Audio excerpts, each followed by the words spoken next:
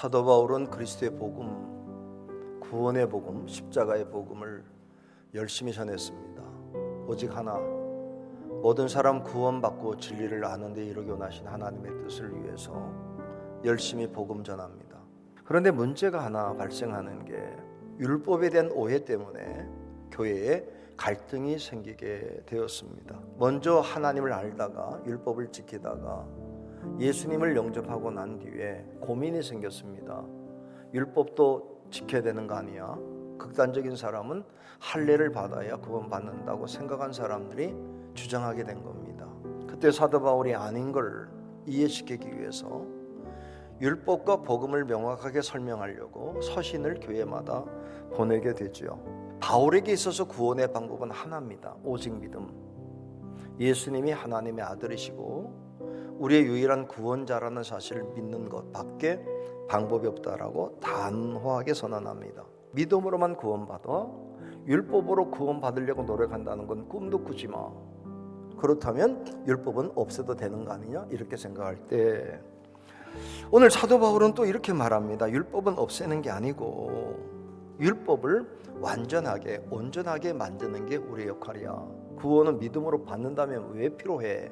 이렇게 궁금해할 때 오늘 성경 말씀은 우리들에게 율법도 필요하고 믿음도 필요한데 역할이 다르다는 사실을 깨닫게 하면서 우리가 어떻게 믿음을 가지고 가야 되는지를 알게 합니다.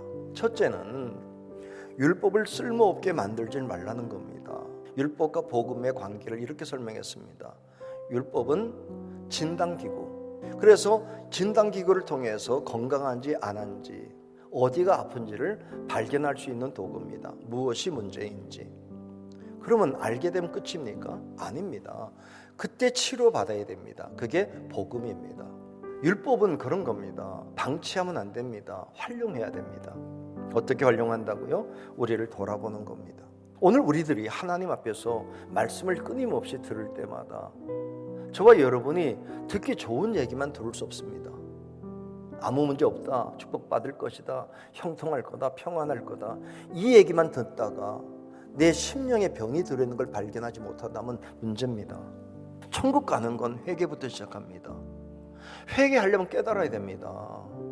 무엇이 문제인지, 무엇이 하나님이 싫어하시는지. 그러려면 들어야 되고 읽어야 됩니다. 항상 말씀드리지만 십자가는 죄를 깨닫게 하고 십자가는 죄를 용서하시고 십자가 능력을 줄 때 먼저 깨닫게 하는 십자가를 보셔야 됩니다. 주야로 말씀 묵상하면서 어제 회개했지만 오늘도 할 게 있어서 날마다 회개할 게 있어서 성경을 보고 나를 돌아보고 고쳐나가는 예수 닮아가는 교회가 될 수 있기를 주의 이름으로 축복합니다. 둘째는 믿음을 오용하지 마셔야 됩니다. 근데 우리의 복음의 특징이 뭡니까? 어떤 병이든지 어떤 문제든지 어떤 심판도 해결할 수 있다고 말씀합니다. 예수의 보혈은 그렇습니다. 그런데 이게 방종이 되지 말라는 얘기입니다. 이렇게 얘기합니다. 우리의 죄는 용서받습니다. 그렇죠? 과거의 죄 용서받습니다. 오늘 죄도 용서받습니다. 미래의 죄도 용서받습니다. 크든 작든 다 용서받습니다. 그래서 죄 져도 됩니다. 그렇습니까? 자, 믿음이 방종으로 가도 된다는 허가증입니까? 아닙니다. 믿음은 더 나은 지속적인 성결, 성화를 가기 위한 출발이고 또 가는 과정 속에 끊임없이 믿음으로 살아야 될 이유는 오늘도 성화라 내일도 성화, 점점 성결을 향한 발전적 과정 속에 필요한 하나님의 은총이란 말이에요. 모든 죄는 용서했다. 이제 더 이상 죄 속에 살지 않아도 된다는 게, 죄 지어도 된다는 게 아니라 더 이상 죄를 지을 수 없다고 하는 고백이란 말입니다. 오늘 우리가 율법은 끊임없이 우리를 돌아보는 도구이기도 하고 하나님의 복음은 우리를 씻어주는 도구고 치료하는 도구인데, 그렇다면 율법도 필요하고 복음도 필요한데 진짜 중요한 게 뭐냐? 이 복음, 이 믿음이 율법을 완전하게 만들어주는 도구로서 우리에게 주신 거예요. 셋째는 율법은 기쁨과 즐거움이 되어야 됩니다. 전에는 말씀대로 살고 하나님 뜻대로 사는 게 힘들었습니다. 왜냐하면 변화 없이 감사의 기쁨 없이 지키는 건 얼마나 힘든지 몰라요.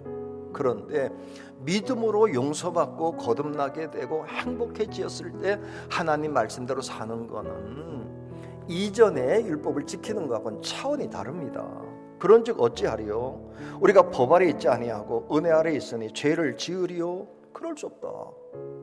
이제 은혜를 받았으니 다 용서받았으니 마음껏 죄도 져야 된다, 그 얘기 아닙니다. 의외로 많은 교인들이 충성하는 이유도 무서움 때문에 하는 게 많습니다. 헌금을 해도 안 하면 하나님이 거둬가실까 봐. 여러분, 하나님의 사람이 하는 건 그렇게 하지 않습니다.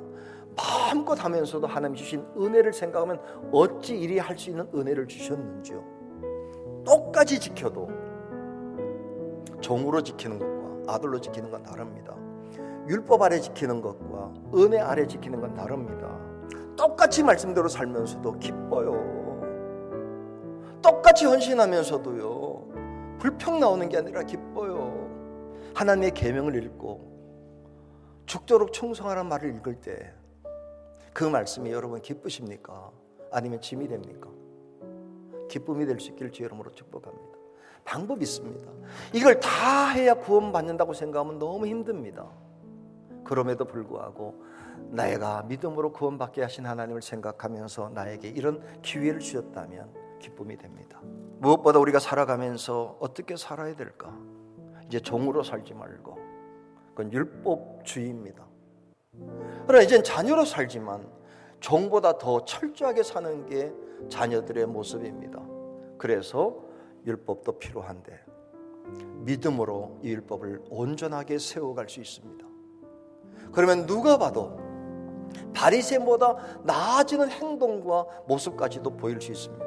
보이고 싶어서가 아니라 받은 은혜가 커서 그렇게 살아갔을 뿐인데, 주님 보시기에 믿음 좋은 것처럼 보여지는 것, 우리의 모습 속에서 예수의 말씀대로 사는 게 얼마나 행복한지, 남들이 볼 때는 저렇게 열심히 다니는 게 무슨 청성이냐고 생각할지 몰라도 너무 기뻐서 이 맛을 모르는 사람에게 찾아가서 예수 믿고 구원받고 말씀대로 사는 게, 말씀대로 사는 게 얼마나 행복한지 남들은 굴레처럼 느껴지지만 우리는 행복하다고 그들에게 똑같은 삶을 살자라고 권면하지 있지 않겠어요?